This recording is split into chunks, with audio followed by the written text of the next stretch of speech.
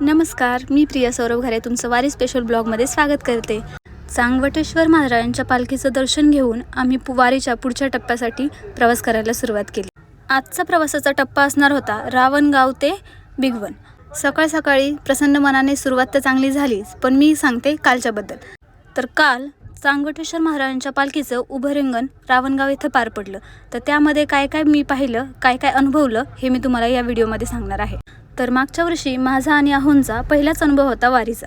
वारीमध्ये गोष्टी कशा कशा घडतात किंवा आपल्याला काय काय अनुभवायला मिळतं हे मागच्या वर्षी तितकंसं आम्हाला माहीत नव्हतं, पण मागच्या वर्षी थोडंफार ऐकून आम्हाला यावर्षी थोडंसं आयडिया आली होती की आपल्याला काय काय अनुभवायचं आहे। तर मला रिंगणामध्ये सामील व्हायचंच होतं, ते काही शक्य झालं नाही, पण उभं रिंगण कशा प्रकारे पार पडतं याचा अनुभव मात्र मी याची डोळा घेतला। तर वारीत रिंगण कशा प्रकारे पार पडतं हे मी सोशल मीडियावर पाहिलं होतं, थोडंफार ऐकूनही होते, पण प्रत्यक्षात बघण्याचा अनुभव मात्र मला आज आला होता।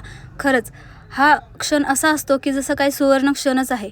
वारीत पळणाऱ्या वारकऱ्यांच्या चेहऱ्यावर विठ्ठलाला भेटण्याची आस ही प्रत्यक्षात दिसून येते। उभे रिंगण, दिवसभर रस्त्यावर उन्हातानात चाललेलं तरी हे वारकरी बघा अजिबात दमलेले नाही आहेत। संध्याकाळी सुद्धा भजन करत बसले होते।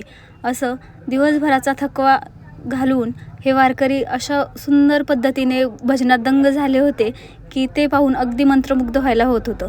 काही कारणांमुळे व्हिडिओ टाकायला थोडंसं लेट होतं आहे, पण थोडंसं समजून घ्या आणि जसं जसं मला वेळ मिळत जाईल तसतसे मी डेली ब्लॉग्स टाकत जाईल। आणि तुम्हाला माझे वारीचे व्हिडिओज आवडत असतील तर मला लाईक करायला विसरू नका आणि असेच नवीन व्हिडिओज पाहण्यासाठी मला फॉलो नक्की करा। आणि मी वारीमध्ये कोणकोणत्या गोष्टी अनुभवल्या हे सांगण्यासाठी मला कमेंट नक्की करा। तोपर्यंत सगळ्यांना रामकृष्ण हरी।